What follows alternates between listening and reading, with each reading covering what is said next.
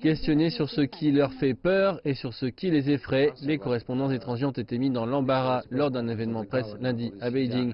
Les questions ont été posées ouvertement par un porte-parole du ministère chinois des Affaires étrangères pour découvrir pourquoi de nombreux journalistes occidentaux n'ont pas regardé les deux nouveaux documentaires sur les attaques terroristes dans la région autonome ouïghour du Xinjiang. Vous êtes très intéressé par les sujets liés au Xinjiang. Quand des personnes mal intentionnées propagent des mensonges sur la région, vous accourez pour les écouter.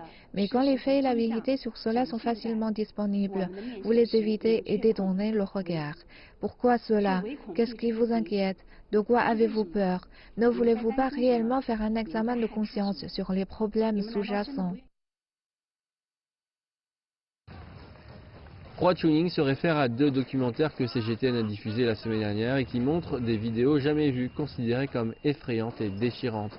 Combattre le terrorisme au Xinjiang comprend les vidéos originales d'attaques terroristes dont les émeutes dans la ville d'Urumqi le 5 juillet 2009, l'attaque terroriste à Beijing 3 mois plus tard et une autre attaque à Kunming le 1er mars 2014.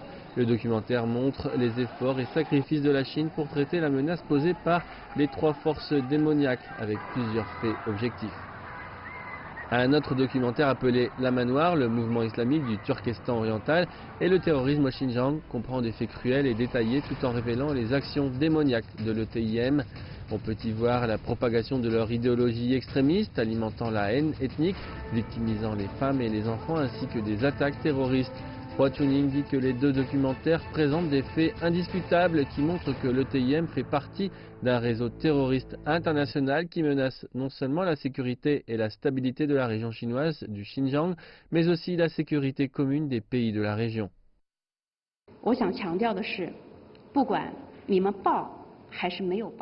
J'aimerais souligner que la vérité et les faits sur le Xinjiang sont bien là, peu importe que vous vouliez le signaler ou non, et peu importe que vous l'ayez indiqué ou non.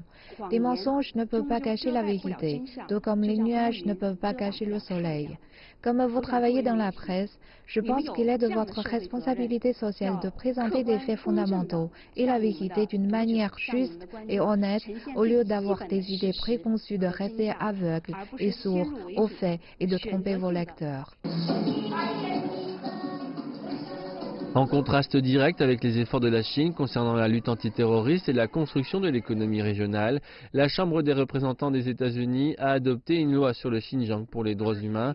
Le projet a été soumis à plusieurs amendements, dont l'ajout de clauses pour imposer des sanctions contre des officiels chinois et restreindre des exportations de technologies.